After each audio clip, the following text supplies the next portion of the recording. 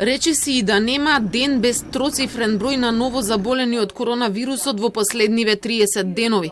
Единствено на 9 и 22 јуни бројките биле 87 и 90, но биле направени и помалку тестирање од вообичаената пракса која надминува над 1000 во еден ден. Најголем број на заразени имало на несекната 13 во јуни и тоа 196 во еден ден. Ако се погледне кривата на ново заразени, таа пак е во постојан пораз и тоа токму од почетокот на јуни, кога и започнаа троцифрените бројки.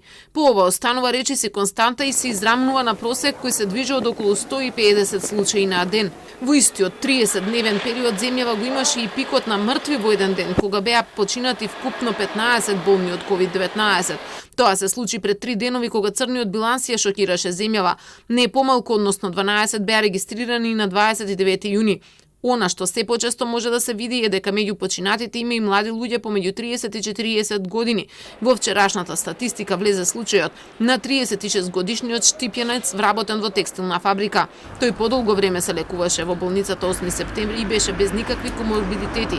Ресенчани пак се шокираа од загубата на нивниот 40 годишен сограѓанин кој исто така немаше пријавено никакви претходни заболувања. Инаку според податоците на Институтот за јавно здравје, кој има објавено извештај до 2 јули, морталитетот во земјава изнесува 15,8%, а и понатаму најголема во Струва и Струшко со 48%, во што следуваат Куманово, Тетово и Скопје со 28, 27 и 20% смртност на болните од COVID-19.